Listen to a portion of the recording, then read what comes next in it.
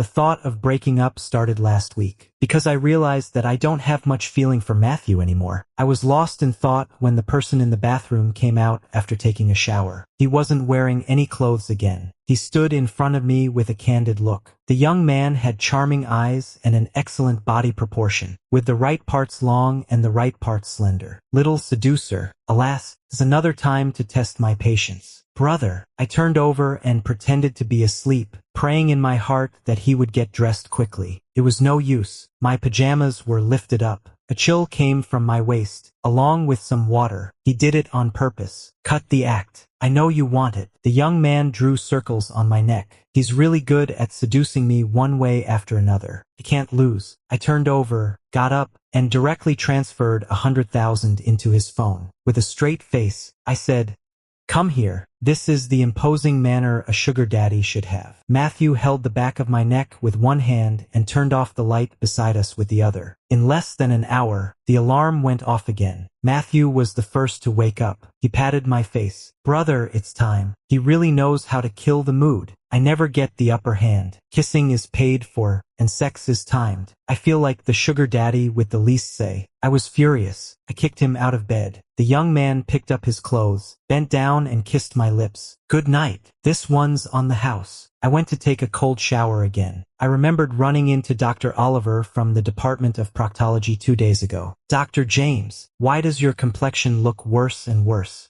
Young people should relax more when they can. You can't hold it in for too long, right? It's time to break up. Unfortunately, the hospital arranged an annual leave trip, and I couldn't turn it down. There's a cooling off period for divorce, so there should be one for breaking up too. I'm planning to talk about it after I'm back from the trip. And by the way, it's time to look for the next one. The WeChat messages just keep coming. They're all from Matthew. "James, I want to see." Well, no other meaning. Just want to check if your wound has healed. "Bro, please. You said it was only going to be 3 days, but today is the 4th day. I really hate people who don't keep their word. I'm coming to find you." I gave in and took a picture for him. The young guy wasn't satisfied and wanted to see something more daring. After the video call, I buried my blushing face in cold water. I thought for a long time, until the cigarette butt between my fingers burned me. I made up my mind. Matthew and I aren't a good fit. If we keep messing around like this, something bad is bound to happen sooner or later. Standing on the deck, feeling the wind, I was editing the reasons for breaking up. Suddenly, I heard someone shout Matthew's name. First, I didn't pay it any mind. I figured I either misheard or there was someone with the same name. That was until a familiar voice rang out not too far away. I looked up and saw the teenager who not long ago had been relentlessly demanding things from me over the phone. Ji-shiching. The young man was surrounded by others, and his identity was unclear. His expression was indifferent. He slightly tilted his head back and lazily leaned on the sofa. He was stunningly good-looking, with fair skin and single eyelid eyes. He still had the hearing aid I got for him on his left ear. He wasn't very focused when playing games either, and would occasionally check his phone. So he lost several rounds and was asked to answer a truth-telling question. "Shiching, if someone played with your feelings and then dumped you, what would you do?" The young man propped his hand on the back of the sofa, rested his chin on it, and with a plain ring on his pinky finger, he said absent-mindedly, "If they're ugly, I'd throw them into the high seas to feed the fish. If they're good-looking, I'd bury them in the backyard to use as flower fertilizer." What if it's James? When I heard my own name, a sudden sense of unease washed over me. The person on the sofa let out a soft laugh. I wouldn't let him off even if I became a ghost. No one else laughed. They just silently picked up their glasses to drink, and expressions of sympathy appeared on their faces. Is it still too late to run now? Where could I run to? After all, this is on a cruise ship. Beneath the railing my back was against was the unfathomable sea. I'm actually afraid of water. After thinking it over, I deleted the breakup text message I had just composed. I was about to leave quietly when a waiter spilled the wine. The noise drew a lot of people's attention. Matthew tilted his head slightly, coldly lifted his eyelids, and our eyes met accidentally. For those few seconds when I slowed my breathing, neither of us spoke first. A colleague called my name in the distance. James! The faces of the people around the young man were getting stiffer and stiffer. They looked at me in utter shock. The most embarrassing moment of my life had arrived. Matthew was someone I had paid for, because I was so empty. With the lights flickering, I took a fancy to the young man singing on the stage at first sight. In the bar where it was too noisy to hear the conversation clearly. In a corner booth, I was sitting on him, drunk out of my mind. We were almost lip to ear. Do you need money? The young man put a pillow behind me to keep me from falling backward. Then, do you have money? I did some calculations. I couldn't figure it out. A bit, but not much. I remember, he was the most expensive one here. The young man just curved his lips, his voice sounding tired. It doesn't matter. I'm a good deal. You can afford me. That night, we were both quite wild. In the chaos, the young man hugged me from behind and kissed my neck. He softly called out, "Brother." Once inspected, no returns. So absurd. I left without even leaving my name. Who plays for real in a one-night stand? I don't either, but I didn't expect to meet him again. It wasn't the same bar. I was taking shelter from the rain. I don't know what event is going on, but there are a ton of people here. I just sat down, and the waiter brought the drinks and left a number card. I just took a glance and then put it under the glass. There's no music playing in the bar right now. Somebody is shouting, "Matthew!" I looked up and met a pair of cold eyes. The young guy has flamboyant gray hair, and there are shiny diamond-studded earrings on his earlobes. Probably feeling hot, he rolled up the sleeves of his t-shirt to his shoulders. The muscle lines on his arms are nice, showing his youthful look just right. He has a kind of cute look. His eyelids are thin, his face is small, and the corners of his lips naturally curl up slightly. With these features combined, creates a striking contrast, making him look both cute and a bit bad. He looks really familiar. My eyes followed this guy named Matthew as he moved around. He has all kinds of numbered medals pinned to his clothes. The more I looked, the more something seemed off. Everyone around has a number card in their hands. As the big screen started the countdown, someone picked up a microphone and began to speak. "Have a pleasant evening, everyone. Do bars play such fancy games these days?" I put down my glass and got up to leave. The host was still shouting, "Is number 33 here?" Only Matthew was left. He held the drawn medal in his palm and played with it, his expression indifferent. The host didn't show any sign of surprise. "West City, you've drawn a blank again." The young man placed the medal on the table. It made a soft sound. He lifted his eyelids and searched for something in the crowd. He stepped down from the stage and walked in one direction. "Where are you going?" Matthew put his hands in his pockets and didn't look back. "Looking for my no. 33. I looked down and saw something that had been stuck on the back of my hand at some point. It was a number card with 33 written on it. Just as I was about to tear it off, the sound of brakes came from ahead. When I rushed over, the driver stuck his head out. "Can't you watch the kids? It's so dangerous on the road." A lady quickly pulled the child to check him up and down. After apologizing to the driver, she busily thanked the young man who had saved her child. "Are you okay?" Matthew rubbed his wrist. "I'm fine." Everyone had left, and I didn't plan to stay either. A voice came from behind. "Are you a doctor?" I turned around to look at him and nodded. The teenager calmly raised his right hand. "My hand seems to be broken. Could you take me to the hospital?" I took Matthew to the on-duty doctor. After the X-ray came out, it was indeed a fracture. He really can endure pain. The nurse shouted at the door, "Dr. James, your friend wants you to come in for a moment. He just got a cast and still needs to be observed for a while." Matthew said he didn't have the money to pay the medical bills. He also called me Dr. James. "Can I borrow some money from you?" The teenager sat on the hospital bed, his left leg bent and resting on the edge of the bed, his hand lying across it. It was not a very proper posture. Without the messy lights of the bar, I could see clearly now that there was a small red mole on his nose. Adding to his charm, there was a section of red string around his neck, hidden inside his clothes. It should be something like a lucky charm. Just now, while waiting for the X-ray results, the nurse secretly joked with me that Matthew had a really good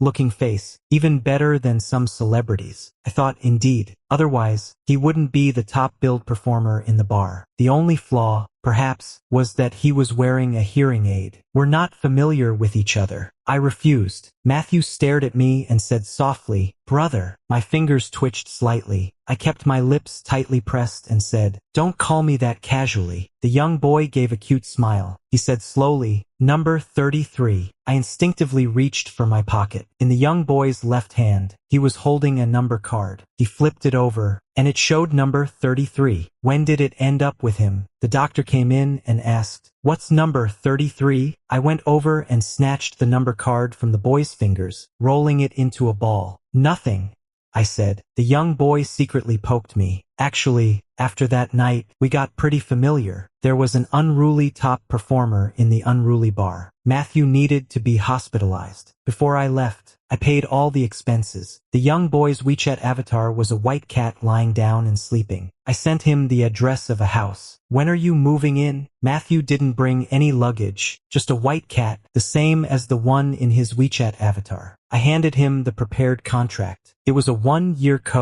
habitation contract. There weren't any overly domineering restrictions. It was pretty straightforward. Have meals with me. In the trendy online terms these days, this is what they call a meal buddy. Matthew signed without even finishing reading it. Is it being a meal companion or a cooking companion? I thought for a moment. Both. Matthew sneered. "I'll charge extra for the latter." It didn't matter. I wasn't short of money. Our relationship started purely out of physical attraction and then spiraled out of control.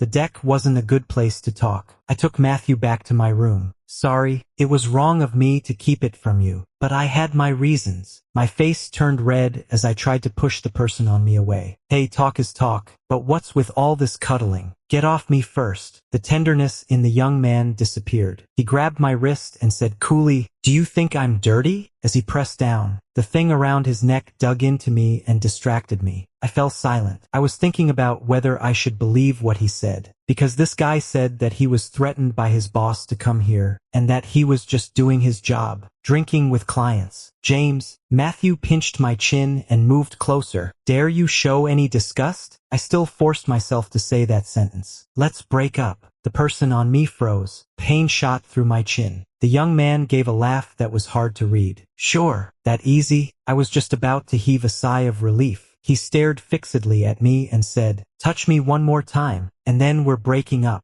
I shook my head in refusal. "No way." Matthew ripped off his hearing aid. He stared at me coldly and said, "Then I'll go find those people just now, and hang out with them. Since you don't believe me, just keep watching from the side. He's gone crazy." In the middle of the night, I was sweating a lot. Matthew put his hand on my back and called me, "Brother." I was groggy. "I never do good deeds, but I can make an exception for you this once. Remember what you said. Dare to forget, and I'll kill you." I suddenly opened my eyes. That was just a dream. It was really creepy. I'm not used to sleeping in strange beds. Plus, Matthew was being really out of line last night. It was the first time like this, so I didn't sleep well at all. I dipped my face into cold water. My mind kept flashing back to the absurd 2 years I'd spent with Matthew. I wasn't so much his sugar daddy as someone who paid for the hassle. Matthew was good looking but rather delicate. One moment he'd say he was tired, and the next he'd say he could do it himself. So, in fact, we didn't get that intimate much in these 2 years. There were only 1 or 2 times occasionally, and it was always up to him. I thought about having an affair, but when I saw those men who couldn't compare to him, I lost interest. I asked everyone around me, and they said only a sugar daddy like me would be so pathetic. They all laughed at me. "If he's not obedient, just replace him. There are plenty of gentle and caring ones out there." I explained, "But Matthew is good looking. You can't spoil a kept boy. They'll get too cocky." I was silent for a moment, then continued to explain, "But Matthew is really good looking. I've seen a lot of men, and he's the best. Every part of him stands out." My friends kept persuading, "There are plenty of guys better looking than him." I shook my head, spread my hands, and said regretfully, "He's the most handsome." They said I was a goner. I was so obsessed with Matthew that one day I'd surely be cheated out of everything. "Who said that?" "I'm gonna end this relationship right now." Suddenly, the door opened from the outside. Matthew was holding breakfast in his hand. He was wearing a black hoodie today. The collar was a bit shallow, perfectly revealing his long neck. Half of the thing hanging around his neck was showing. I was stunned for a few seconds, then regained my composure as if nothing had happened. The young man had fair skin, and wearing clothes with a color contrast made him look a bit unhealthy. He also didn't sleep well and had a tired look on his face. "You're even more impressive than I thought." He said something astonishing. I glared at him and said, "Shut up." Matthew closed the door behind him, raised his eyebrows, and put on an innocent look. "Brother, I'm complimenting your good health." Shameless. I didn't want to talk anymore, but Matthew had plenty of ways. He lifted his shirt hem, revealing his abdomen. "Brother, I got an injury at work." I blushed and looked over. There were several bleeding scratch marks on the young man's fair waist and abdomen. "Put some medicine on it yourself." "I don't know how." Matthew leaned in and said, "Brother, aren't you a doctor? Help me apply the medicine, please." I still didn't move, keeping a straight face. "I'm a doctor for infertility." The young man's smile on his lips grew wider. "Then can you also give me a check up?" "Brother, I haven't gotten pregnant with your child for so long. There must be something wrong. Take a look, please, rascal." After giving someone a full-body physical examination, I shook my sore hand. Dr. William from orthopedics looked over. "Is your occupational disease acting up?" I nodded vaguely, not daring to elaborate. He poured me a drink. "Dr. James, what's your relationship with that guy just now?" When Dr. William knocked on the door just now, Matthew opened the door without even getting dressed properly. He said in an unfriendly tone, "What's up?" What they were doing was obvious. Fortunately, Dr. William had good family education and a good temper. "I want to talk to Dr. James about something. Is it convenient?" The young man said coldly, "It's not convenient." I slipped out from under the arm he was using to prop the door. "It's convenient. It's more than convenient. If I stayed with Matthew for a while longer, I'd be completely drained." I took a small sip of the wine. "He's my younger brother." Dr. William smiled faintly. "Biological? You two don't look alike at all." "No, I'm his sugar daddy." I had no intention of hiding it at all. Dr. William, known for being the calmest and most reserved, looked stunned and was speechless for a long time. Finally, he awkwardly picked up his glass and said stiffly, "Oh," I suddenly remembered. Dr. William was a total straight guy and homophobic. Once, a patient fell head over heels for him and chased him to the hospital for several days to confess. I happened to be there at that time and watched the show for a while. Dr. William's expression was terrifyingly cold, as if he had seen something dirty. "Sorry, I'm straight, and I'm rather disgusted by this kind of thing." After this remark spread, I distanced myself from him automatically for fear of causing misunderstandings. Now, it was my turn to be embarrassed. I thought about it and decided to explain. "Dr. William, don't get the wrong idea. I don't like you, and I've never had a crush on you, even though you're quite handsome." Dr. William was the mature, older type handsome guy, polite, considerate, and famous for his calm rationality. Fortunately, I don't like older guys, or else I might have developed a one-sided love. However, after hearing my words, Dr. William seemed even more unhappy. His face darkened, and his lips tightened.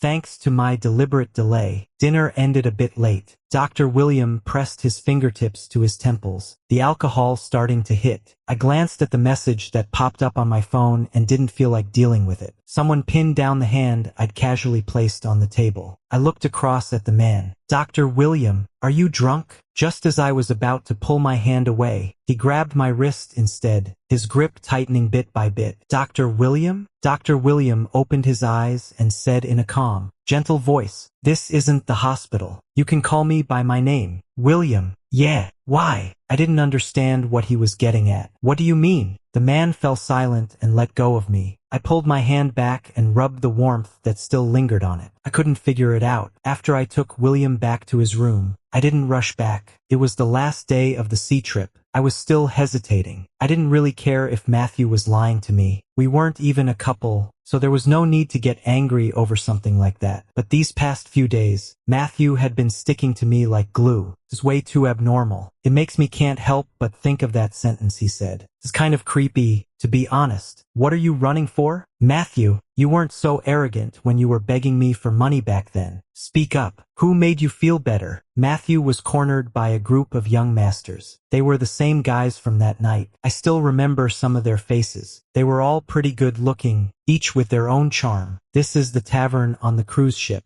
The place they were at wasn't very noticeable, and with the music playing, few people paid attention. The young man was like a beautiful piece of merchandise being picked over. The handsome guy in red pinched his chin and lifted it up. Heard you sold yourself. Well, you can sell to anyone. Come with us. He slightly raised his eyes, turned his face away, and dodged that lecherous hand. Fuck off. I remained indifferent. Smoking is allowed here. I borrowed a cigarette from the bartender, and also a lighter. Just as I put it in my mouth and lit it, the situation over there got even tenser. Matthew's hearing aid was yanked off. It was a cute curly-haired guy who seemed the naughtiest. He tossed the hearing aid in his hand and said, "Want it back?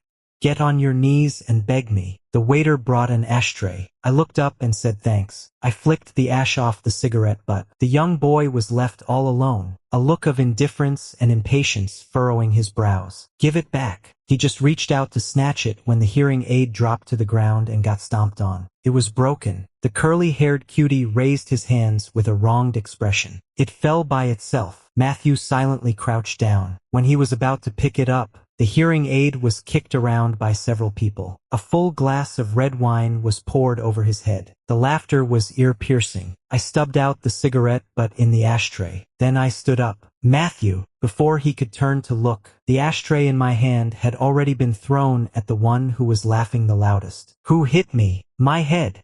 I'm bleeding. Finally, some security guards showed up at the scene. Knowing that it was me who had made the move, they surrounded me. I helped Matthew up. Since his left ear couldn't hear, I spoke into his right ear. It's okay. I've got money. I'll buy you a new hearing aid. The young boy's gaze seemed to bore right through me. He was holding the broken hearing aid in his hand, and he said softly, "Brother."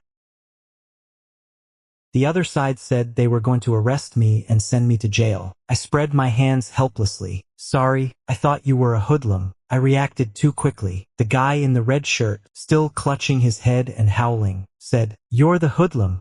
What about me? Daniel, makes me seem like a stinking hoodlum." I smiled slightly, not admitting it. Then I'll hand the video over to the police. It's okay. I'm not afraid of going to jail. I might even get a good reputation for doing a good deed online. The victim glared at me, fuming. Am I going to be disfigured? I'm not married yet.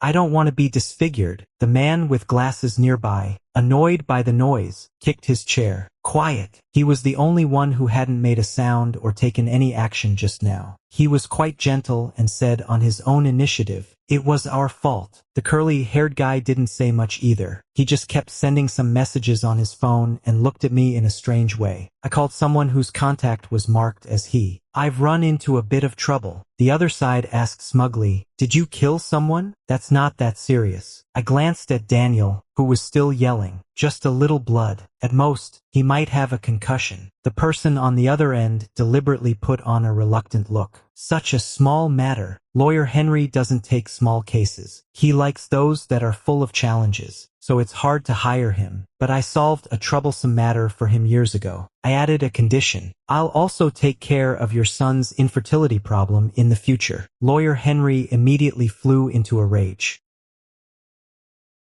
Matthew was sitting by the door. When I went out, he looked up at me distractedly. "Brother." Only Matthew could have such good-looking single-eyelid eyes. When he didn't smile, he looked extremely cold. At this moment, with an innocent look, he was so cute and gentle. When he looked over, it made people feel an inexplicable pang of pity. And then there was the mole on his nose. It was in just the right place. Sexy and unique. I really wanted to kiss it. I resisted the urge and looked at his hand. The blood on it had already coagulated. "Is your ear okay?" The young boy nodded. I didn't say anything more. I handed him a black credit card. Matthew didn't take it. "Are you trying to send me away with this money?" I sighed. "It's to make you happy." The young boy was stunned. I had never asked about his past, and I hadn't specifically looked into who his family was. Everyone has secrets they don't want to tell, and I'm no exception. I used this balance to warn myself to be on guard against everyone. But now, I've developed a feeling of pity for Matthew. This isn't good. The 5-day and 6-night trip wasn't very pleasant. After coming back, I first went to the hospital to see a few patients. I was so exhausted that I couldn't even bring myself to say the words, break up, sleep. I told Matthew not to wake me up for dinner. He said okay and gently closed the door. Meow. A white cat was lying lazily on the living room sofa. It was brought here by Matthew. Its name is Million. The teenager walked over. Million thought someone was coming to pet it, so it raised its head to rub against the hand, but got nothing. It swept its tail in dissatisfaction and meowed. Matthew picked up the phone next to it. A call came in with no notes at all. Shiching, how was my acting? I really went all out for you. I almost got my face disfigured. The young man was rubbing a jade piece buckle pendant in his hand. The style was very ordinary, but it was rubbed so smoothly that it was obvious the owner cherished it. Daniel. There was no joy in his voice. Instead, he was quite unhappy. Daniel stopped smiling. He was a bit uneasy. What's wrong? Nothing. Just want to invite you for a cup of tea. Matthew likes to invite people for tea when he's in a bad mood. Of course, it's just a simple tea drinking. As for what to add to the tea, it depends on his mood. Could be centipedes, scorpions, spiders, or just ordinary soy sauce and vinegar. Anyway, tastes awful, and not a single drop is allowed to be left. Daniel panicked and immediately admitted his fault. It was Jack's idea to spill the wine on you. You bastard. How dare you sell me out? Then they started fighting over there. Matthew heard the noise coming from the room. He hung up the phone and put the jade pendant with a red string back around his neck. Then he turned around as if nothing had happened. There was a business trip task at the hospital, and I volunteered to sign up. That night, I brought up the breakup with Matthew again. Finally, I left him a sum of breakup money. I thought I was quite a generous benefactor. The breakup was quite decent. The young man played with the card expressionlessly. Brother, you want to part on good terms with me? His voice betrayed no sign of good or bad emotions. I nodded. Anyway, we can't stay in this relationship forever. You're young. Take this money and do what you like. Matthew twitched his lips slightly and spoke again. Then I'll do you a favor, bro. Things went smoother than I'd expected. I let out a sigh of relief. Before leaving, I ruffled his hair and said, goodbye. The business trip was for 5 days. I told Matthew he just had to move out before I got back. The door closed in front of me, and soon I couldn't even hear the last bit of his footsteps. Somewhere out of my sight, the young guy's eyes were dark and gloomy. He murmured in a low voice, do you a favor, my ass. As soon as he finished speaking, he snapped the card in half with his fingers. My phone stayed quiet for 3 days. I was being stupid and felt kind of out of sorts. I deleted Matthew's phone number and WeChat. Since we broke up, it's better to cut things clean. But I felt an inexplicable sense of unease in my heart. It was as if something was about to happen. On the day my business trip ended, while I was still on my way back to the hospital, a strange call came in. Excuse me, are you a family member of the phone owner? Matthew was allergic to anesthesia, and they had to sew up his wound without it. Unfortunately, it was on his neck. If he had been brought in any later, he would have died. I asked how he got hurt, but the teenager didn't look at me and kept his back to me. His voice was muffled. Didn't you say you didn't want me anymore?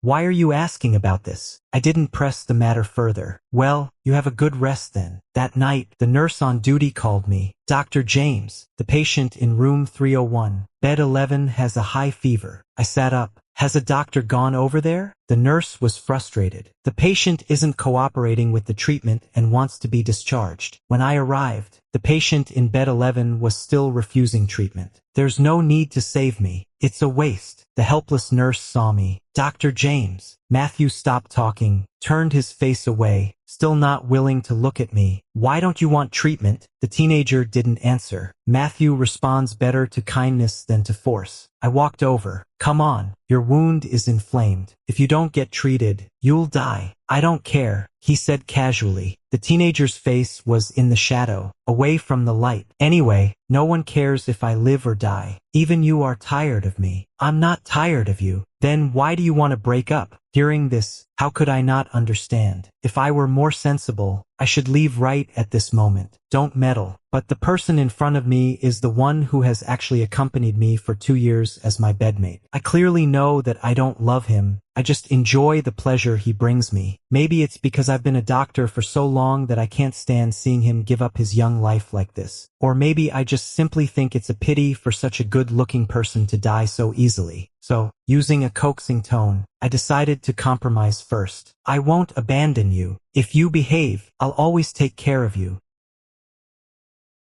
A stunningly handsome young boy came to the inpatient department. It spread in the small group. He looks well behaved, but his temper is cold. I asked him if he had eaten, and he just ignored me. He doesn't play with his phone, nor does he sleep. He just lies there in a daze. With such serious injuries, no family members come to visit him. With such delicate skin, could he be the young master of some rich family? If he were really a young master, he wouldn't be unable to afford the medical bills. It was Dr. James who kindly paid them in advance. By the way, what's the relationship between Dr. James and him?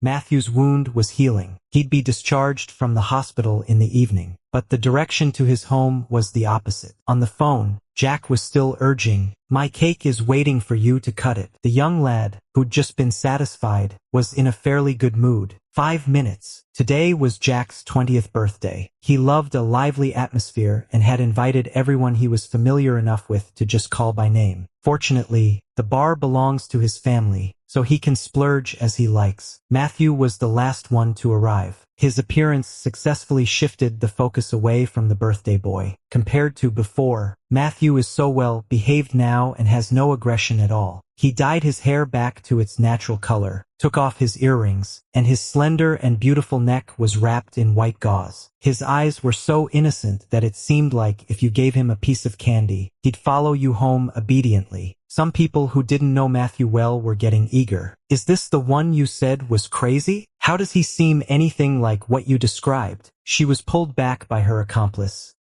"I advise you not to mess with him. Be careful. You can't mess with anyone from the G family. Looks can be deceiving. If you really make him angry, it'll be too late to run." No sooner had they said this than something happened over there. A drunk man mistook Matthew for a host. He touched Matthew's face. "How much?" Jack had just gone to the restroom. When he came back, the only 2 words in his mind were, "asking for death." He called the bodyguards over to hold the man down. Michael was there too, and he had the same thought as Jack. Matthew has tempered his temper a lot now. If it were before, the young man smashed the wine bottle in his hand against the edge of the table. Only the part held by his hand was intact, and the remaining wine in it was mixed with broken glass. The broken edge was so sharp that it could easily cut through blood vessels. Jack had a psychological shadow. He grabbed Matthew and said, "Don't do that again." "Do what again?" "Last time, Matthew had a sullen face and drank with them all night. Then he silently smashed the wine bottle, picked up one piece, and before anyone could react, he directly slashed it across his own neck."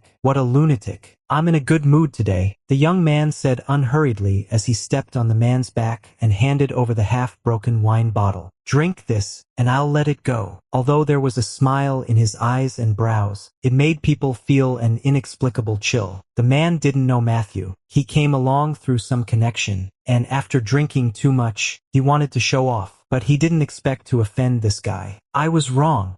I'm really wrong. I'm sorry." Matthew gave a look. The bodyguard understood and forcefully pried open the man's mouth. Some of the timid ones had already covered their eyes. Michael spoke up. "Matthew." A WeChat message popped up on the mobile phone placed on the table. It was like a timely rain. The young man's brows and eyes relaxed, and he threw away what was in his hand. He moved his foot away. "Just kidding. I told you I'm in a good mood today." He picked up his phone, opened the message bar, not even looking up. "Get lost. Brother, I got bullied." There was also a pitiful crying emoji. I frowned and asked what was going on. Just then, I got off work. Matthew sent his location. I went to pick him up, right on time. I arrived in 10 minutes. It was in front of a cake shop. The teenage boy in a sweatshirt was sitting obediently on the steps, staring blankly at the cake in front of him. "Matthew." He heard the voice and looked over. His eyes were red, and his expression was pitiful and innocent. "Brother." I noticed that his right hand seemed to be cut by something and was bleeding continuously, but he didn't care. "What happened to you?" He hugged my waist and didn't say a word. He looked like he had suffered a great grievance. I was afraid of touching the wound on his neck. so I didn't dare to move. I glanced at the cake and said hesitantly, "This cake," Matthew muttered. "I made it. It's kind of ugly." Someone gently poked my waist and said, "Happy 26th birthday, bro. I'd be happier if you didn't mention my age." James. William came out carrying a cake, looking surprised. I greeted him calmly and casually asked, "Is it your birthday today, too?" The man didn't say anything. He just stared at me in silence for a few seconds. Then his expression relaxed. "Happy birthday." I thanked him and also wished him a happy birthday. Matthew took my hand and led me away. "Let's go home, bro." After we'd walked a long way, when I looked back, I saw William was still there, looking dejected. This was the third birthday Matthew had spent with me. It's quite incredible that there would actually be someone by my side for so long. Just after I blew out the candles, I received a happy birthday from an unknown number on my phone. For several years now, this number has been sending me timely greetings. I asked who he was. I never got a reply. Matthew dipped some cake and smeared it on my face. "What gift does Big Brother want?" The young boy's eyes were filled with intense lust, anticipating something. I did as he wished. I curled my lips and said, "Get you for free." Matthew tugged at the hem of his shirt and stepped closer. "Just as I thought. No wonder we can share a bed." At 3 in the morning, I had just gone to bed. Matthew wasn't sleepy yet. He was feeding the cat in the living room. He was humming a tuneless melody. He was in a surprisingly good mood. In the middle of the night, the group chat was still bustling because Jack didn't receive a birthday gift from Matthew today. He was making a ruckus in the group. "You're a love-struck fool, forgetting your friends. You value love over friendship. You're heartless and friend neglecting." Daniel said, "This is entertainment." Michael said, "He's courting disaster." Matthew asked, "What do you want?" Jack proudly sent a photo of a sports car and said, "Do you think it suits me?" Matthew was the type with lots of money but not many words. He transferred a huge sum of money to Jack's account, enough to buy 3 such cars. Jack pushed his luck and asked, "Is the car cooler or am I?" The door of the room behind opened. A smile appeared in Matthew's eyes as he said, "Brother, did I wake you up?" I was so sleepy that I could barely keep my eyes open and said listlessly, "No, there's a patient." I wanted to sleep. I really wanted to sleep. The on-duty doctor called and said there had been a serious car accident and they were short-handed. All the doctors who had the time went to help. "I'll take you." I waved my hand. "No need. Dr. William is going too. He'll swing by and pick me up." Matthew fell silent. His eyes were cold. Jack, who had been waiting for ages, got a response. "The car's ugly, and you're even uglier." "Okay, so I'm not handsome, but why the personal attack?" By the time we finished, it was almost 3 in the morning. I slumped into a chair and spaced out. William knocked on the door. "Want to go for a meal together?" I said yes. The man spoke up to remind me, "Put on your coat, it's cold outside." I sat under the air conditioner and let the warm air blow on me for a while before my hands thawed out. William handed the menu back to the waiter and added an instruction. "No coriander or onions, please." I casually remarked, "You don't eat these either?" What a coincidence. The man lowered his eyes and gave a soft When the food came, there was still coriander and onions in it. The waiter quickly apologized, saying the chef had made a mistake and offering to get us a new dish. I thought about it and decided to let it go. "It's okay." I picked them into my bowl and then picked them out bit by bit. I was so focused that I didn't notice the look in the man's eyes across from me. Soon, the dish with all the unwanted bits picked out was pushed over to me. William said nonchalantly, "Eat up." It was only when I got in the car to go home that I realized my phone had shut down due to a dead battery. Oh well, Matthew's probably asleep already. I didn't think much of it. I chatted with William for a while and didn't even know when I fell asleep. When I woke up, it was already bright outside the car window. The person in the driver's seat turned the air conditioner down a bit. "You okay?" I opened my eyes and took a moment to adjust. I was too lazy to ask why they didn't wake me up when we arrived. Maybe they were being kind and wanted me to sleep a little longer. When I was about to unbuckle my seatbelt, the coat on me fell off. William picked it up calmly. Out of nowhere, I remembered someone saying that Dr. William from the orthopedics department was so germ-phobic that he wouldn't let anyone ride in his car, let alone touch his private clothes. Sure enough, rumors are just rumors. He's actually quite nice. My phone's out of power, but luckily I brought my keys. Million was crouching at the entrance, licking his paws and greeted me with a meow. I'm not really into pets, but since we live under the same roof and can be considered roommates, I casually stroked its head. Where's your dad? Usually, the first thing I'd see when opening the door was Matthew. Million came up and put his front paws on my knee, tilting his head up and meowing softly, as if asking to be picked up. Pursed my lips. Then I silently reached out my finger and pushed its head away. After my phone was charged and turned on, the call log was empty. On WeChat, there were only group chat messages from the hospital and ads. The conversation record with Matthew was still from yesterday. This is a bit strange. After taking a bath and lying on the bed, I had just closed my eyes for a short while when I called him, feeling worried. The underground boxing bar. It's exciting and violent. The first 3 guys were just taken away by an ambulance. Blood was flowing in thin streams, reaching down to the stage. On the second floor, there were 2 handsome guys chatting calmly. Haven't had enough fun in the West City?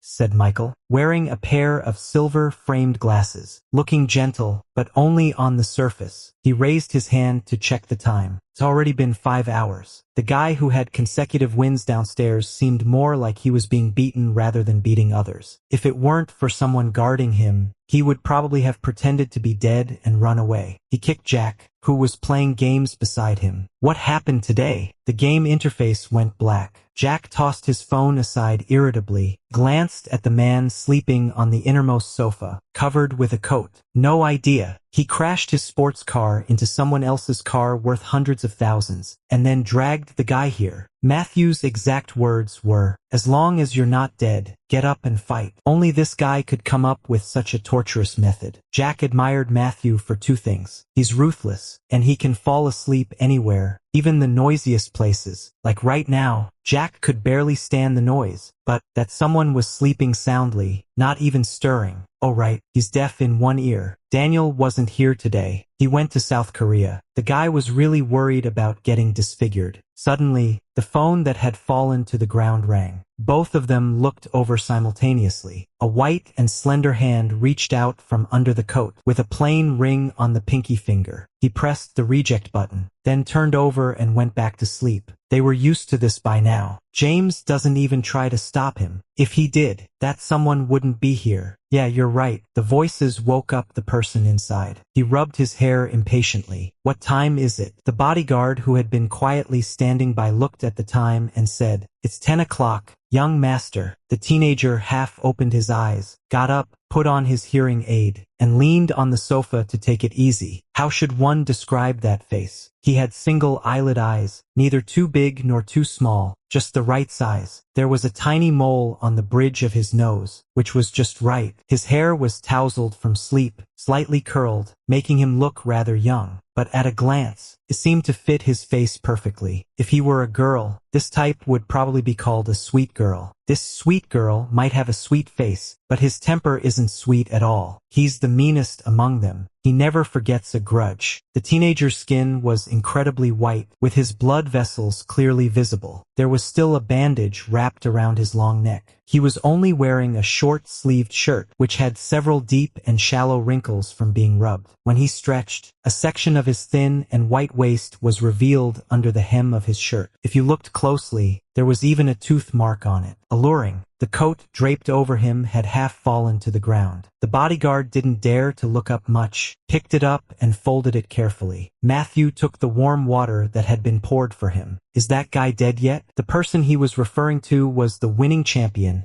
on the stage downstairs tonight. The bodyguard said, "He's still breathing, barely." Jack got curious. "What beef do you have with him?" Matthew put down the cup. His eyes flickered as he glanced at Jack and said, "He flicked a cigarette but at an old man. That was really over the line." But coming from Matthew, this act of playing hero was kind of strange. He wasn't exactly an angel himself. The young man grabbed his coat with one hand and opened his phone with the other, looking like he was about to leave. Jack craned his neck and asked, "Where are you going?" He waved his phone. "Time to call someone back." The bodyguard looked at the man downstairs who was almost gone and said, "Young master, what about him?" Matthew twisted his neck, which felt uncomfortable from sleeping. Dump him in front of the hospital. As soon as he finished speaking, the call he made was picked up. The young man had an extremely fake tenderness on his face, with a cold glint in his eyes, but his voice was soft. Brother, sorry, I was busy just now and didn't answer your call. Jack witnessed the man's complete change of expression. He still had no idea what kind of game Matthew was playing. But I didn't dare to ask. I just drank a cup of tea with vinegar in it and had just finished throwing up. It was disgusting.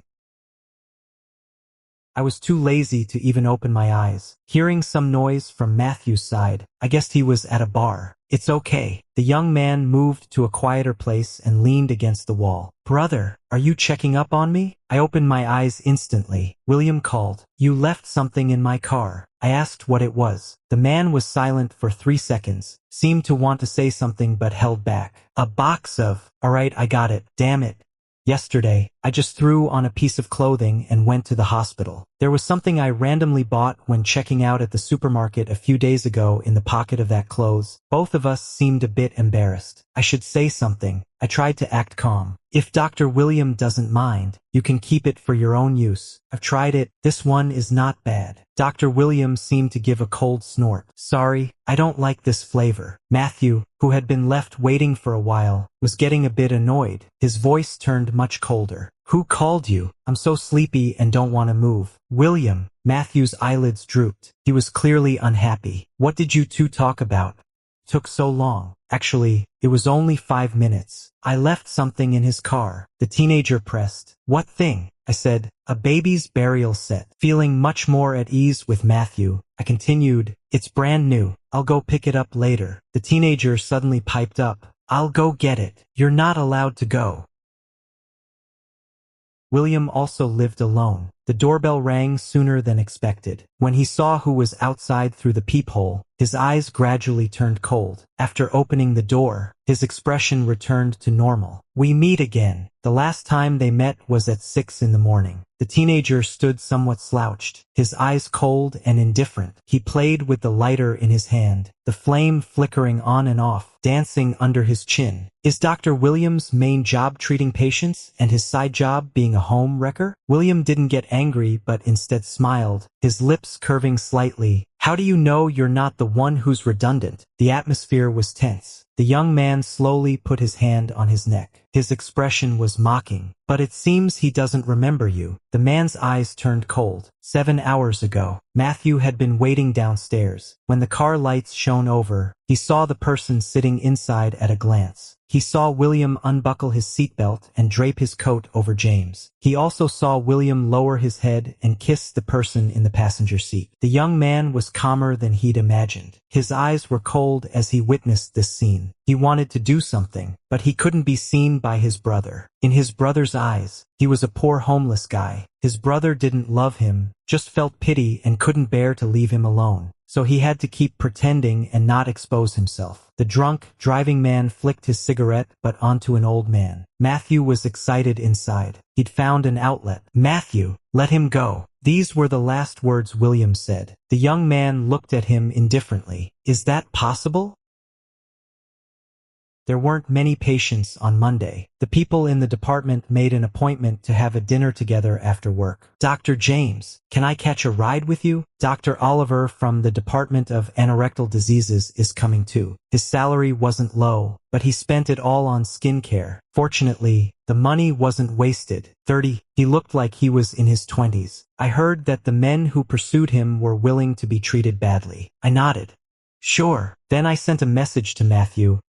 I won't have dinner. Matthew took a picture of the dining table, which was full of dishes he made. He also sent a picture of his finger with a band-aid on it. Cut my finger. It hurts. I transferred some money for work-related injury. Matthew didn't accept it. Do you think I want money? Forget it. Go and have fun. Crazy. When someone tried to persuade me to drink, Dr. Oliver spoke up for me first. James is going to drive later. Then, I became the only one at the table who didn't drink and was at ease. Of course, I wasn't completely at ease. A bunch of people were so drunk that they passed out. I became a temporary driver. William suddenly went on a business trip yesterday, and no one knows when he'll be back. I was dropping off the last person when Matthew called. The young man reminded emotionlessly, "It's 12 o'clock. I said I knew. Then I nudged the person in the passenger seat. Dr. Sue. Oh no. 10 minutes ago, drunk Dr. Oliver threw himself at me and kept insisting that I call him by his name. When I refused, he started crying. Oliver, you're home? The person on the other end of the phone said unhappily. Who is he? From the perspective of the benefactor, I thought Matthew was being a bit too nosy. It's none of your business. The young man retorted. Then is it your business? What was he making a fuss about? Matthew's voice was cold. James, do you treat everyone else like this too? I carefully figured out what he meant. No, you're the first one I've kept. The young man fell silent. He stopped talking. I wanted to hang up and asked if he was still listening. Yeah, he seemed to be in a good mood again, with a lilt in his voice. I'm waiting for you to come home. It was 1 in the morning before I parked the car. I didn't go up directly. The underground parking lot of this high-end community is brightly lit 24 hours a day. So I saw Matthew holding a white cat at the first glance. He was wearing white pajamas, with a perfect body proportion. His hair was unkempt, with a bit of natural curl in its casualness, paired with his handsome features. What a beautiful boy. He held up Million. Welcome home, brother. The collar of the pajamas was rather low, perfectly revealing the thing tied with a red string around his neck. I stared for a few seconds, then calmly shifted my gaze, put the car keys in my pocket, and walked over. I said casually, you look quite nice in light-colored clothes. You look much more wicked in dark-colored ones. As soon as we got into the elevator, Million was let go to wander around on his own. I was caught off guard and pushed against the wall. The boy moved closer. Brother, you smell so good. I lowered my head and sniffed. It seemed to be the scent left by Oliver. He had too much to drink just now. I was worried it wasn't safe for him to go upstairs alone, so I helped him up. I briefly explained, it's not mine. Matthew lowered his head and gently bit my lip. I know, but I'm allergic to perfume. Only then did I notice several red rashes had appeared on his collarbone.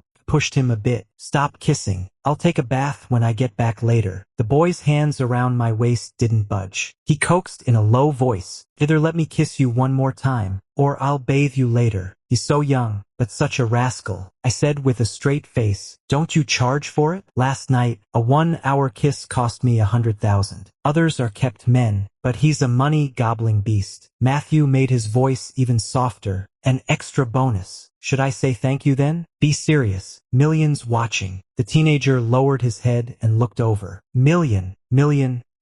Meow. Turn around. Million said, meow. Then, it actually turned around, just wagging its tail impatiently.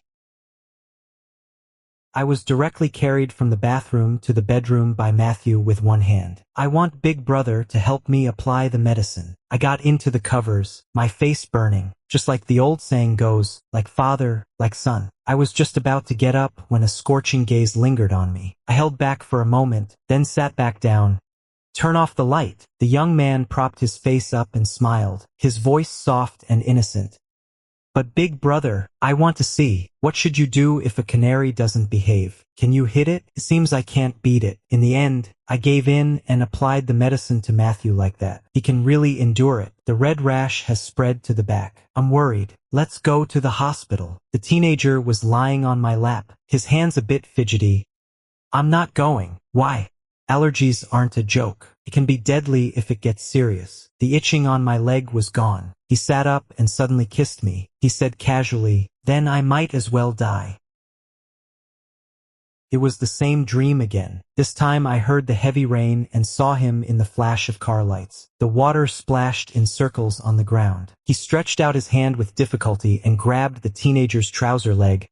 Help me. I couldn't make out the face of the person across from me. I just thought he was thin. The teenager said unhurriedly, I never do good deeds. He pleaded, I'll repay you. I'll do anything. The teenager laughed scornfully. He said indifferently, there are countless people who want to serve me. I don't need you. I waited for a long time. However, then things took a turn. The young man suddenly yanked off something hanging around his neck by a red string and casually tossed it in his palm. I can make an exception for you too. Remember what you said. Dare to forget, and I'll kill you. A sharp pain shot through the back of my hand, and I woke up. My vision focused, and I made out the person in front of me. Matthew touched my forehead. You have a fever, 39 degrees. I stared at him without speaking, because I seemed to have heard the exact same voice in my dream. The nurse who gave me the injection was someone I knew. She gave us a teasing look, her eyes darting between Matthew and me. She didn't say anything, but I got the gist. Soon enough, the group chat was blowing up with mentions. Dr. James, who is that? He's so handsome. The person asking the question also attached a candid photo. Matthew was sitting me on the bed, his arm around my waist, his head slightly tilted, touching my forehead with his to check my temperature. It was such an embarrassing scene. If I heard correctly, he just said he was Dr. James' family member. This young man looked so familiar. The patient in room 301, bed 11. Oh ho, the matter of me previously advancing medical expenses for Matthew was explained here. I'm gonna play dead, saying it would be a bad influence on the little girl. I took a day off. The counseling room. Professor Lin thoughtfully poured a glass of water and said, "Are you okay?" I said expressionlessly, "Not okay." "Didn't you say you'd never remember?" Professor Lin explained, "When you chose to undergo this MECT therapy, I had warned you in advance that there was a probability it could fail. This probability occurs when you return to a familiar place or meet an important person. I left that place many years ago and never went back. Then it must be the latter. You could try to let go of the past." I looked up. I crafted a very ordinary life script for myself. After going through 10 MECT therapies, I had them hypnotize me. But now, memories after I was 5 years old are starting to appear in my mind. They're progressing, making me gradually recall what happened when I was 18. I know very well that since I could make that decision back then, it means this is the memory I least wanted to exist. It shouldn't be remembered by me. I made an appointment with Professor Lin for the next treatment. The professor let out a sigh. "Let's set it for next month then. But to avoid this from happening again, Mr. James, you need to make a choice, like giving up on some people." I walked out of the counseling room in silence. Just as the door was about to close, a hand steadied it, and a man in a well-tailored suit walked in. Professor Lin stood up and said, "Mr. Liang." Bad news. I scratched a Bentley with my car. What a huge mark. Good news. To someone I know. There's hope. Dr. William? The man smiled. I snapped out of it and called out his name. William. He looks even better without the doctor's gown. The well-tailored suit fits him perfectly, and he stands tall and slender, like a noble young gentleman. "Are you hurt?" The man didn't even glance at his crashed car. I shook my head. "That's not necessary. I came here to handle some things and haven't had a meal yet." I beat him to it and said, "It's on me." He didn't ask me for compensation and didn't even make a peep. I felt really guilty about it. I'm not familiar with Jingzhou. William is from here and occasionally acts as a tour guide, sharing some interesting stories about this place. While waiting for the traffic light, I was drawn to a cake shop. Wish cards, both old and new, are hanging in front of the store door. It looks like they've been there for quite a few years. William's features relaxed, and he spoke slowly and deliberately. "I used to have a good friend who had a sweet tooth. He especially loved the cakes from this place. He left the most wish plaques up there. Then, on his 18th birthday, he asked me for a wish, saying he wanted all the wishes on it to come true. So romantic." "What happened next?" I asked. The man's expression became a bit dazed. He smiled bitterly and said, "Later, something happened in his family. He let go of everything and chose to forget, including me." I was left speechless. I never expected this would be the story. I could only offer comfort. "Maybe he hasn't forgotten about you." William was slightly taken aback and looked at me. Matthew checked his phone several times. Only Michael noticed. He waved his hand, telling everyone to go out first, picked up the tea, blew on it and said, Thinking about James? The young man pressed his lips together. No, I don't. You're just being stubborn. Michael just didn't get it. If you like him, just come clean. It's not like you can't bring yourself to do it anyway. Matthew looked at him with deep, intense eyes. Michael was the one who knew him best among those around him. Matthew had thought about what he said. He liked to measure James' wrist with his hands in the dead of night, when James was sound asleep, to determine the size of the handcuffs. But the young boy clenched his fists tightly. After a few seconds of silence, he said glumly, "He's not gonna like this." The relationship expert Daniel once gave Matthew some advice. If you're too pushy, the other person will lose interest faster. Once the relationship loses its freshness, it's no use pestering and trying to save it. So his act was pretty successful. No initiative, no responsibility, no tenderness. It's been 2 years of this act. But he always had this feeling that his older brother disliked him even more. Michael glanced at the old jade pendant in his palm. Do you think there's a chance that when he saw this thing, he recognized you? Matthew's whole body jolted. Young master. The bodyguard came to report. The eldest young master had another episode and stabbed a servant. Matthew's face turned cold, a look of disgust hanging on the corner of his lips. Throw him in the loony bin. Michael offered a different opinion. There's already a lot of dissatisfaction outside about you, the adopted son, inheriting. If we don't play this out, there might be trouble later. For instance, they might say you can't even tolerate your own brother. The young man's expression was one of disdain, with a healthy dose of revulsion. Who the hell is brothers with that Alexander? On Friday, the number of patients in the hospital doubled. First and foremost, it's the andrology department on the 3rd floor. Doctor, I don't know why, but I have no reaction to other women. But the moment I saw you, I stopped typing on the keyboard. Sir, I'm a man. Instead of being surprised, the man's eyes flashed with a hint of admiration. Rubbing his chin, he said, I don't mind. Even though I've never been with a guy before, you really got me interested. Wanna hang out after work? Sir, you can get a detailed check-up for this condition. I handed over the printed diagnosis result sheet. The man who came for the consultation was the one who had a minor car accident due to drunk driving a few days ago. I was on duty that night and bandaged him. I didn't expect to get entangled with him like this. The man took it, didn't even glance at it, folded it and played with it in his hand, grinned lewdly, and threw a Porsche car key on the table. Name your price. I can afford it, buddy. I turned cold and said, Sir, if you don't leave, I'll call security. He wasn't scared at all. He pointed at himself. You know who I am? Lucas is my big brother. He's the vice president of the hospital. Now you're scared, aren't you? No wonder everyone has this annoying habit. I took out my phone. The man lost his patience, grabbed my hand, and said intimidatingly, Am I being too nice to you? There was a knock on the door. Before I could say anything, the person outside opened the door and came in on their own. Dr. James. The person who came was very young, probably not even 20. He was wearing a hat and his face was covered by a mask. His skin is fair. The corners of his eyes are smiling. There's a brand new hearing aid on his left ear, and the stitches on the wound around his neck haven't been removed yet, giving him a kind of bruised beauty look. He's wearing the most common sportswear, but with his great figure, he looks expensive in anything. Passing patients and nurses outside would occasionally cast curious glances. There's a car in the garage that caught fire on its own. No one knows whose it is. The security guard asked me to tell you to go and move your car. Owen, who had been so arrogant just now, instantly let go of me. Bro, did you see what color the car that caught fire was? A red Porsche. It's Owen's beloved car. Matthew, lock the door. It's already lunch break time. Are you hungry? He's here to deliver food.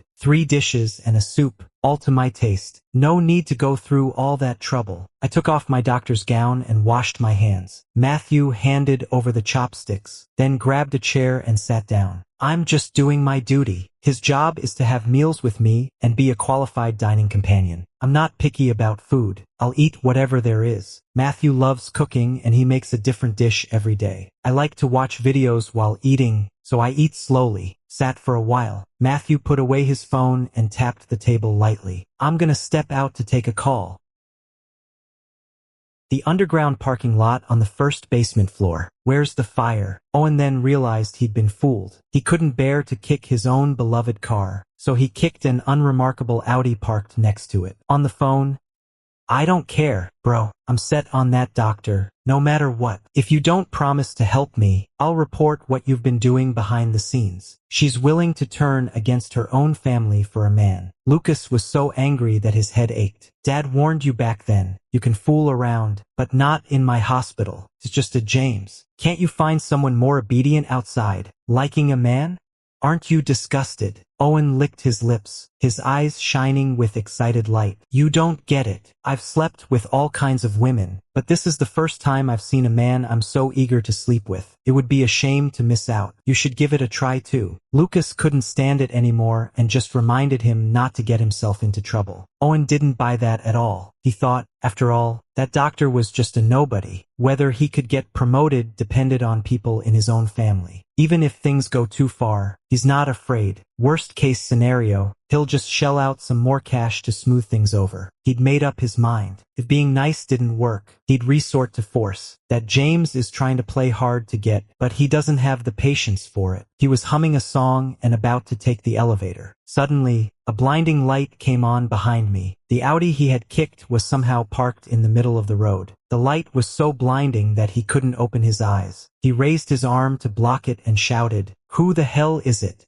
Don't you have any sense of public morality?" The inside of the car was dark, and it was impossible to make out the person in the driver's seat. The gas pedal was pushed all the way to the floor. The tires screeched against the ground. It happened in a split second. The fleeting flash of light hit the person in the driver's seat. Their looks were stunning, the kind you'd never forget. A deathbed scream rang out in the underground parking lot. Soon after, the perpetrator walked over, stepping in blood. The shadow was stretched. The young man had his hands in his pockets and his gait was slightly lazy. He had one double eyelid and one single eyelid, maybe due to the environment he grew up in. When he didn't smile, he gave people an intimidating sense of oppression. His skin was so fair that it was blinding, and there was a tiny mole on the bridge of his nose, like an ornament, exuding an excessive allure. The young man slightly furrowed his handsome brows and said, "You're so obsessed with someone else's boyfriend. That's really rude. Didn't your family teach you any manners? Or is it that you don't have any family?" Owen was lying on his back on the ground, his expression filled with terror. The phone had already been crushed. His face was covered in blood, and he struggled to open his eyes, trying to see more clearly. The incandescent light above his head was blocked by someone. He had never seen this person, but he'd heard that voice just now. The diagnosis sheet was picked up. Below it read, "Beyond saving. Amputation recommended." The young man let out a soft chuckle. His fingertips loosened, and the diagnosis sheet fluttered down onto Owen, landing right on that spot.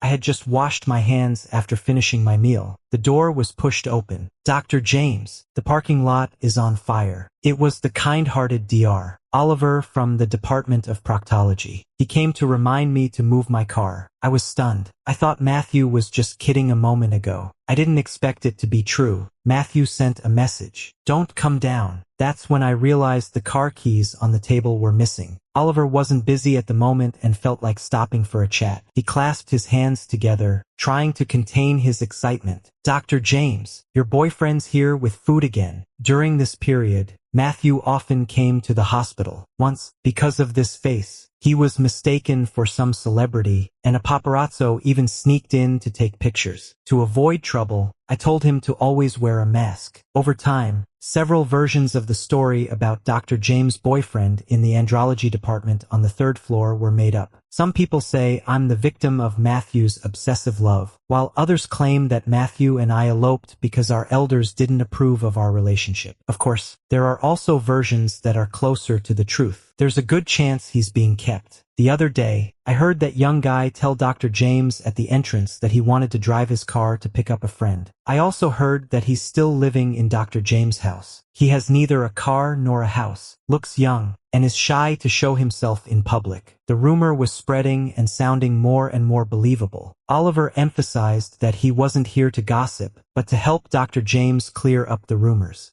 He was just about to start. Dr. James' boyfriend is here. He'd only seen him from afar, just looking at that body proportion. If he really was a gigolo, the price would surely be high. Dr. James must be spending a whole month's salary on this. I'm heading back now. Matthew had come back to return the car keys. He simply ignored Oliver's excited, thrilled and curious gaze. After Matthew left, James, I heard you and your boyfriend have a sugar daddy sugar baby relationship? I reacted indifferently and nodded. Yeah, James admitted it without hesitation. Oliver's expression could only be described as shocked. But then he thought, this isn't the feudal era anymore. One provides the effort, the other provides the money. They both get what they need. He thought this method was great. I couldn't help but ask for advice.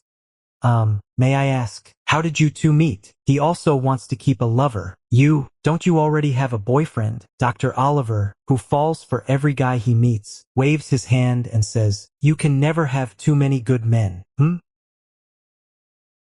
Today's hospital gossip is about a special patient transferred from the city hospital. How special is it? Someone shared a candid photo in the big group. It was a side profile secretly taken from a far distance. The patient leaned back on the sofa, tilting his head back and closing his eyes. The angle perfectly showcased his exquisitely chiseled brow bone, nose, lips, and jawline, as if crafted by the hands of God. She was probably around 20 years old. People in the group commented, she's beautiful and charming. We hadn't talked much yet. That afternoon, the person who sent the photos was fired. The big group chat has been muted. Everyone knew this was a big shot, and they only dared to mention it secretly in private. Noon, Matthew had been away for a few days, saying there was something up at school. So I went to the cafeteria for a meal. Person sat down across from me. James, you want to hear some juicy gossip? Oliver asked, his face alight with excitement. I nodded. Gossip makes the meal more interesting. He's also talking about that big shot. The man glanced around, leaned in a bit, and covered his mouth with his hand. I heard he's from Jingzhou, a noble son from an old family. He was framed by his younger brother and lost his family inheritance rights. Sent here, ostensibly for medical treatment, but actually under house arrest. I nodded several times, racked my brains, and then spoke up. What's his name? Oliver picked up a piece of spare rib and put it in his mouth. His speech was a bit slurred. Let me think, it seems to be the G family. That's a pretty rare surname. I picked up my glass nonchalantly and took a sip of water. He asked again, is the G family really that powerful? How can I put this to you?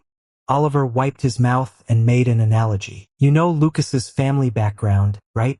In front of the G family, he doesn't even have the right to step through the door. I didn't say anything. I know how capable Lucas is. A few years back, his younger brother got into a lot of trouble. If it had been seriously pursued, he'd never have gotten out. But Lucas smoothed things over, and his brother ended up being fine. After the meal, Oliver's topic had taken a complete 180-degree turn. You got any plans after work? He suddenly felt a bit sheepish and said, I want to go to that bar you mentioned last time and see if I can run into a cute guy. I didn't expect he was serious. Sure.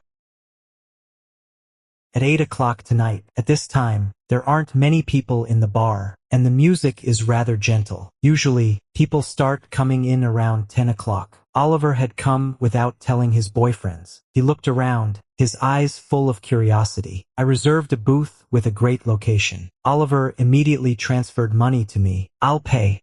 After all, you're just here to keep me company. I didn't take it. James raised his hand, and the waiter not far away came running over and bent down. I whispered something in his ear. The waiter took a look at Oliver with a very nice attitude. Okay, I'll arrange it right away. Please wait a moment, gentlemen. The booths on the far west side were all empty, but they were filled with bottles of expensive liquor. Obviously, he's being kept by someone, and that someone is no small fry. It wasn't until 12 o'clock that the bar really got going. People were dancing and jumping around. It didn't take long for some to start kissing. I'm used to it. He lowered his head and focused on shelling peanuts. Right in front of him were a cup of bubble tea, a deluxe fruit platter, and a pile of shells. Professor Lin told me to quit smoking and drinking. First, Oliver was quite reserved. I dare not look, nor dare I touch. I ordered a low-proof drink for her. After one cup was emptied, Oliver had gotten so bold as to lie in the man's arms. After eating the last peanut, I clapped my hands. The waiter understood my look and promptly handed me a tissue. Keep an eye on my friend. Don't let him leave, and don't let anyone else get close to him. Yes, Mr. James. The restroom. Heavy breathing came from the cubicle. I thought it was something about adults, so I didn't pay it any mind. I was about to turn off the faucet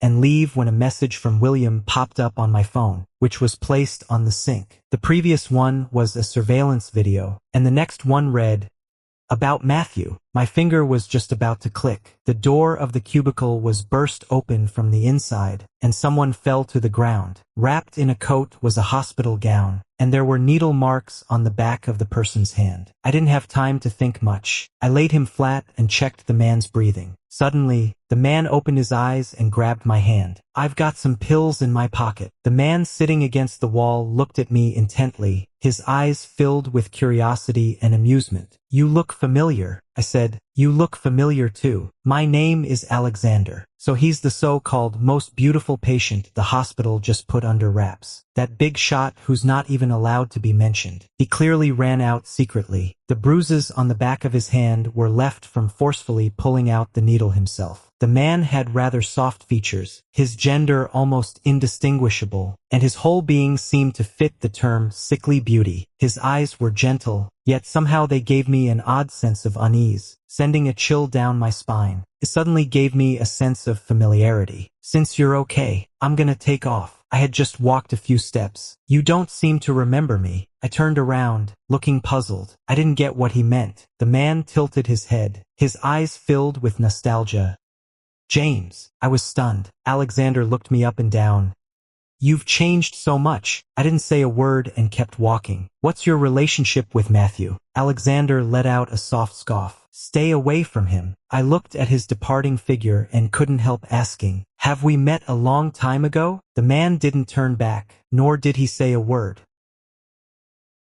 The booths reserved on the west side are already having a wild time. "Matthew." Daniel searched around for a while before finding the person in a corner. He's the only one who can get away with being a bit cheeky to Matthew every now and then. The cosmetic hospital we found in South Korea has pretty good skills. There isn't a single scar left on the face. Matthew was playing games with an earphone in his right ear. I really don't know what's the use of wearing headphones in this environment. Daniel took off his headphones and stuffed a wine glass into his hand. "Today is my son's 5th birthday. Do you even care about him?" The son he mentioned was a turtle, a gift from his beloved. He treated it like a precious ancestor, not only celebrating its birthday but also not missing any of the appropriate festivals. Matthew just had the stitches removed from the wound on his neck. He was wearing a light blue shirt with a bow tie of the same color around his neck, which just covered the scar. The two ends of the silk ribbon were of different lengths, giving it a unique charm. My brother said he looks good in light colors. Matthew remembered it crystal clear. Drinking alcohol isn't good for wound healing. It might leave a scar. For Matthew, who's a sucker for good looks, he remembers it crystal clear too. The young man said in a friendly tone, "Fuck off." "Sure thing." Michael dealt with family matters and arrived the latest. He doesn't drink. "The mess in your family has really blown up. Isn't the old man gonna step in?" Matthew leaned his head back, stretched his hands over the back of the sofa, looking as lazy as could be. "The G family is relying on me now. What right does he have to interfere?" Matthew tortured his adoptive father beyond recognition before sending him to prison. After inheriting the G group, everything he did was sensational, and he even sidelined the old man. Before, Michael thought Matthew was rotten to the core and just not a normal person. Later, he noticed that everyone in the G family seemed to be like that. In comparison, Matthew occasionally seemed like a normal person. He doesn't have contact with the G family, but he can be friends with Matthew, because Matthew had saved him several years ago. Not far away, several girls were eager to have a try. "That guy in the suit is so stylish. He's like a real-life CEO. I wonder if he'd ever take a liking to a real Cinderella like me." "Stop daydreaming. The guy's wearing a wedding ring." "Yeah, Michael got married young. Both husband and wife prefer to keep a low profile, and their wedding was just a simple formality. Matthew lowered the hand that was covering his eyes. He changed his sitting position. From the angle he was at just now, it was really hard to make out his features. Right then, a beam of light happened to shine on his face, making his brows look indifferent and lazy. There are a lot of men with single eyelid, but handsome guys with single eyelid are a rare breed. Even though he's missing an ear and wears a hearing aid, it doesn't get in the way. Instead, it gives him a kind of endearing broken charm. He looks so cute and innocent, really clean. He looks like the kind of guy who could easily be lured home. Several girls had the same idea. Get him. Getting his WeChat would be fine too. The phone placed on the dining table lit up and vibrated a few times. That's Matthew's phone. Hey handsome, mind if I get your contact info? The woman flipped her short hair and showed her QR code. She was beautiful, with delicate features. She had a bow tied in her hair, the kind that gave off a Lolita vibe. Matthew grabbed the phone and opened WeChat. A delighted expression crossed her face. He thought to himself, it's actually that simple. But then, he just kept waiting. The young lad replied to the WeChat message and then started playing games. Still Candy Crush. He completely ignored her. The cute girl's smile froze slightly, and she couldn't help asking again, "Hey, handsome boy, did you forget something?" Matthew slowly lifted his head. Matthew laughed innocently. "Sis, I'm a minor. Are you sure you want to go there? You'd better leave. My mom will be here soon." The cute young girl didn't think she was blind. He clearly had a drink just now, but since she had been rejected so clearly, she didn't pester any longer. "All right, see you."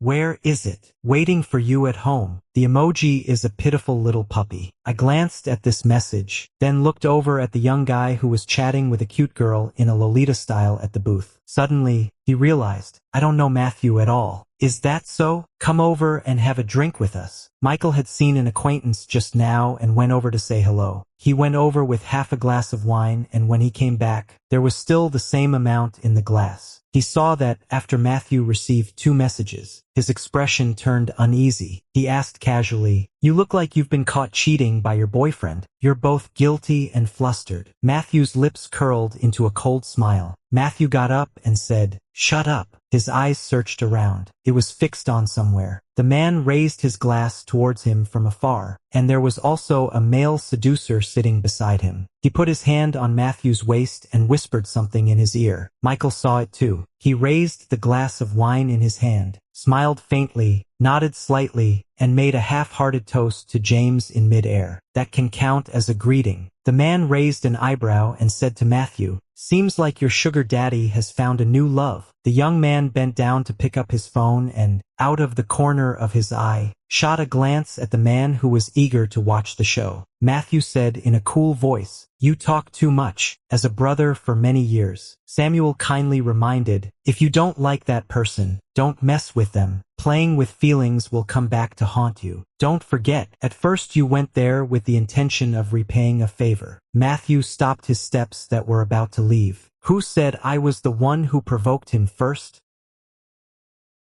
Oliver was drunk and woozy. He shook his head. His eyes widened. "James, I think I just saw your boyfriend. I didn't bat an eye and just kept my arm around the male model." "Brother," right before they were about to kiss. "Brother." There was no so-called loss of control. Matthew's expression was unusually calm as he glanced at the person beside me. "What are you doing here?" "I'm being straight with you. Looking for some new thrills." The young boy's lips curved into a smile. He tilted his head slightly, looking incredibly cute. "You go ahead and do what you need to. I'll wait for you outside." I didn't try to stop him. His fingertips casually rested on the phone as he watched the straight back of the young man walking away. Lost in thought, Matthew is such a good actor. He swindled everything from the G family, sent my father to prison, and tortured me to the point where life was worse than death. He was young, but his methods were ruthless. "Oh right," Alexander looked over with a hint of significance. "He's also a mental patient. Dr. James, if you hadn't saved him back then, you might have been able to see your parents one last time before they passed away. Do you regret it?" The buried memories came flooding back into my mind with these words. I leaned against the wall, my fingertips turning white from the pressure, like a dying man. James, the eldest son of the Jiang family before he turned 18. He was spoiled and raised by his family. He was cynical and unrestrained. He's got a wild streak that runs deep in his bones. He looks down on emotions. He let down quite a few people who were sincere to him. Maybe it was karma, so he encountered the biggest crisis in his life. The scene overlapped with the dream. It gave a tangible sense to the face that had been unclear all along. The rainstorm pounded the ground, creating circles of splashes. The crawling kid struggled to reach out and grabbed the hem of my clean pants. He asked me to save him. A strong beam of car headlights shone over. It stabbed at him, so he closed his eyes and turned his head away. I caught a clear look at his left ear. There are all sorts of ugly scars on it. Those were burns from high heat. He was being chased by someone. In the distance, several black cars were approaching. I said unhurriedly, "I never do good deeds." The boy tilted his handsome face up and pleaded, "I'll pay you back. I'll do anything you ask." He was scared, trembling all over. I laughed scornfully, lacking empathy by nature, said indifferently, "There are countless people who want to shine my shoes. I don't need you." He waited for a long time. He was completely disheartened. He lay on the ground, deflated as if waiting for death. But then things took a turn for the better. I crouched down and suddenly yanked the jade pendant hanging around his neck by a red string, then casually tossed it in my palm. "There could be room for you too. Remember what you said. Forget it, and I'll kill you." I stood up straight and told him to hide well. He wrapped the red string with the jade pendant around his wrist a few times. The rain was still coming down. I can race cars, and I've done some crazy, life-risking stuff. As the car roared forward with full throttle, I still felt confident of victory. I just waited for those cars to get closer and then smashed them one by one. But what I never thought was that someone would tamper with the car I was driving, making it uncontrollable. The gravitational force smashed into the viaduct railing and plummeted from dozens of meters in the air. The person and the car plunged into the deep sea together. A huge sense of suffocation came over me. My heart felt as if it was being tightly gripped by a hand. I couldn't see clearly, nor could I hear anything. A small figure also jumped down following. He swam towards me, grabbed my hand. They tried to take me away, but my lower body was stuck in the car. The car is falling, but the grip on my wrist kept getting tighter and tighter, just as those debris were about to come crashing down. I pushed the boy away. This isn't a dream. It's really happening. Later, I thought I was a goner. After waking up, I thought it would have been better if I had died. My car was tampered with by my enemies. The other side had a plan. My parents died in a factory that caught fire spontaneously, and on the third day of my disappearance, they passed away in the hospital. I heard that my father was still saying sorry before he closed his eyes, said that he shouldn't have lost his temper with me. I heard that before she died. My mother kept repeating my name. She wanted to see me and couldn't rest in peace. It was so close. I stayed by their tombstones, neither eating nor drinking. I came to the viaduct where the accident had happened. The crashed railing hadn't been repaired yet. I stood at the broken part, looking down at the water below. Just as I was about to step out, suddenly, someone grabbed me, pleading, "James, you promised me." Back then, as a teenager, William wasn't good at hiding his emotions. His eyes were full of worry. He traded his future for mine. "If you die, I'll die too." I asked, "Aren't you gonna paint anymore?" "No." He loved painting and dreamed of becoming a world-renowned artist. Now, he's almost there. "Don't you care about your family anymore?" The teenager's eyes were red, and he stared straight at me. "No, I only want you." He had always been a well-behaved kid since he was little, but at this moment, he was full of rebellion. His pitch-black eyes were full of determination to follow through on his words. "If I die for you, you'll be condemned by them. James, the money you won from racing with your life was all donated to those kids. It was your own money, and the good reputation you built up yourself. They've been writing you letters. You said it yourself. You'd go see them next year." I forced a wry smile and said, "William, this is emotional blackmail." He hugged me tightly, his voice trembling with the fear of losing me. "If you can stay alive, I'd rather keep you by my side like a captive for the rest of my life." William was such a fool. He was born into a very traditional family, and his whole life was planned to move up the ladder. If things go as expected, we'll drift apart and might even forget each other. But he didn't care about anything and wanted to pledge his life to me. He said, "Once things here are sorted out, we'll go abroad, to a place you like. We'll get married and have a family. James, don't give up on me. I looked at him reluctantly. William, don't fall for me. After sending my enemies to prison, I left without saying goodbye. I wrote to William, telling him that I wasn't going to die and asking him to stay alive too. Without anyone knowing, I chose to undergo MECT treatment. I want to forget the past. Forget the fact that my parents are gone. I spun myself a huge lie, then moved to a different city. If I hadn't met that boy again. I walked out of the bar and saw the young boy sitting on the stone steps. He stared blankly at the neon lights in the distance, his eyes empty. The teenage boy in a sky blue shirt was so beautiful that he seemed completely non-threatening. The ribbon around his neck fluttered backward in the wind. It's like a love potion. Fell in love at first sight. The scar on the left ear is gone. The red string hidden under the collar had already started to look worn out. He'd been wearing it for years. Matthew, the young man looked over in the direction of the voice. Brother, I looked into those beautiful eyes and said slowly, let's break up, and don't ever see each other again. Word of my resignation spread quickly. William was the one who came to me first. There was a lot more scrutiny in his eyes. Still want to run away? I smiled with ease. No, I just want to move to a new place. I'm tired of staying here. James. The man hesitated. I knew what he was going to say. William, thank you, but I hope that without me, you'll be able to live a better life. He stared at me in silence for a long time. It won't get better.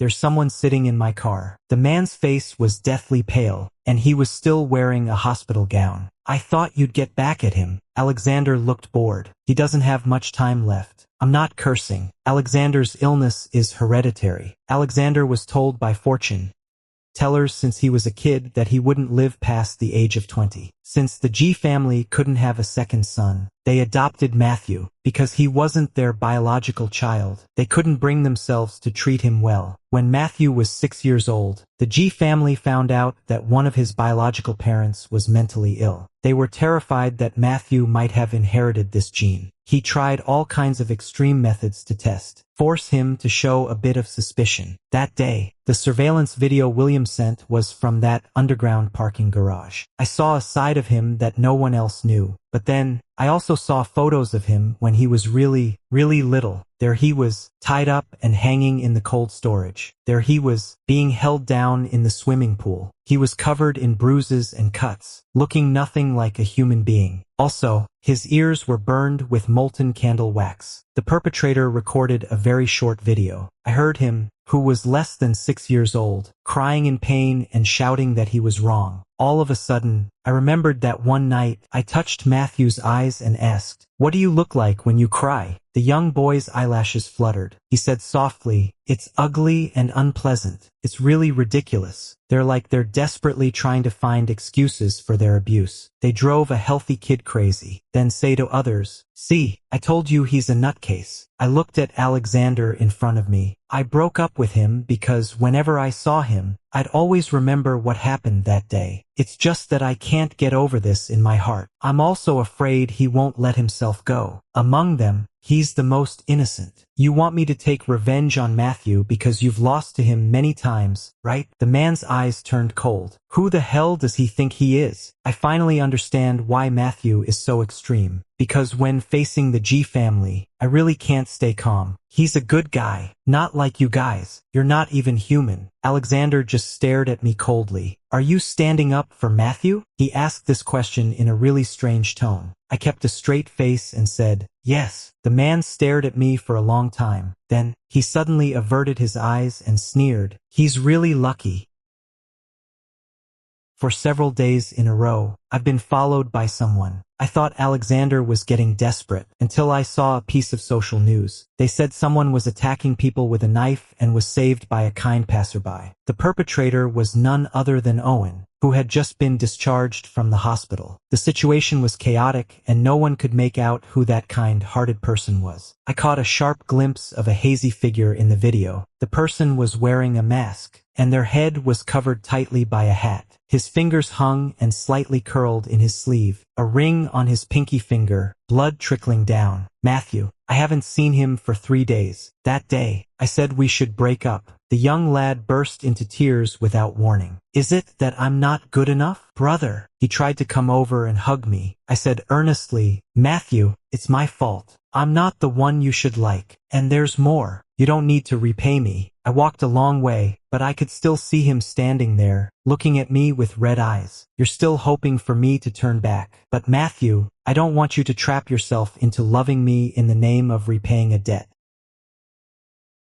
Alexander is dying and he wants to see me. I stood at the door of the hospital room but didn't go in. It had only been a few days since we last met, and he was already so weak that he didn't even have the strength to stand. The man's eyes were empty, not caring whether I was listening or not. Actually, I'm quite jealous of Matthew. No matter what, there are always people who love him. Alexander started talking about his past. His birth into the G family marked the start of his misfortunes, because his father was diagnosed with infertility years ago, but his mother still got pregnant. The G family are the most heartless. His father needs his existence to fight for the family fortune. On one hand, he loathes his existence, while on the other, he's all fake niceties. His mother died after giving birth to him. The death was very strange, but none of the G family cared. Alexander was a premature baby. His father had cursed him to die countless times. What replaced his misery was Matthew, a child who was just picked up from the orphanage. Matthew had gone through all the hardships he had suffered. A fortune. Teller said he wouldn't live to be 20. His father had other plans. He didn't want to be the one who got dumped. So, he learned everything and fought to be the best. He felt that God was looking out for him, allowing him to live past 20. But when Grandpa personally said that Matthew was the most suitable heir, he felt like he was a joke. His father was imprisoned and went crazy, then revealed the truth. I had someone sleep with your mother. Otherwise, where did you come from? You're just a bastard. Even Matthew, that kid from the outside, is more worthy than you. Alexander said all this with a blank expression. When I first met him, I thought he was arrogant, aloof, and had a lot on his mind. At this moment, he was pitiful beyond measure. You called me here to talk about this? Alexander summoned up his last bit of strength and looked at me. I'm gonna die soon. When he said these words, he was eerily calm, not like a normal person. He slowly reached out his hand towards the air, looking at it with appreciation. But I don't want to see Matthew alive either. Suddenly, I realized something. He turned around and walked away. Matthew answered the phone and said, Brother, where are you? The teenager paused slightly and said, Outside the hospital entrance.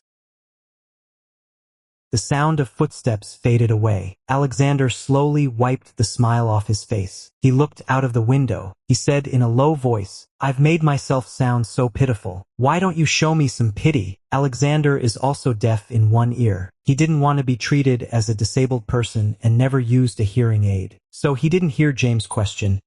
Have we met a long time ago? I've seen it, because of a game bet. When he was still the eldest son of the Jiang family, he approached Alexander. Hey, classmate, could you lend me your hand for a moment? At that time, Alexander wore big framed glasses, didn't talk much, and just loved sitting in the corner. He knew these delinquent students. I'm not afraid, but I don't want to stir up trouble. Reach out your hands obediently. James also held out his hand, and the two intertwined their fingers. Sorry, they asked me to find someone to hold hands with. Looked around. You're the best looking one here. I'm a face lover, so I choose you. The palms pressed tightly together began to get hot and sticky. Alexander looked at the young man in front of him boldly and sized him up freely. Indescribably beautiful. There was a hint of impatience on Alexander's face. The teenager took the initiative to start a conversation.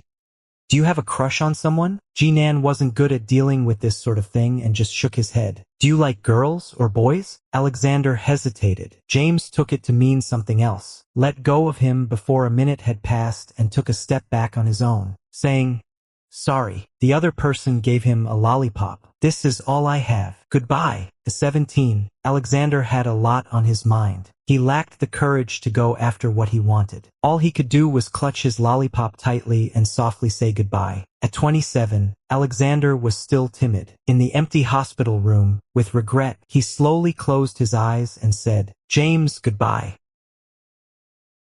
I ran out without a second thought. A loud crashing sound came from the phone. I stopped in my tracks. A black car parked by the roadside had crashed into a stone wall. Both the front and the rear of the car were dented in. Matthew. My legs moved on their own and carried me over there. I didn't know what emotion to carry. I couldn't say a word. The car is on fire. The fire is getting bigger. The people inside haven't come out yet. The ground was littered with glass debris. Quickened my pace. Finally, there was an explosion. I was picked up and held close in someone's arms. Brother, a familiar voice. I looked up in a daze. It's Matthew, safe and sound. The teenage boy put one arm around my waist and wiped my tears with the other. What are you crying for? I'm okay. I'm crying because I'm relieved. Thank God he's still here. Matthew, I've got something to tell you. The young man lowered his head and rubbed his forehead against mine. Funny enough, me too. I told him to speak first. Matthew took off that plain ring and lifted my hand. Brother, let's be together, okay?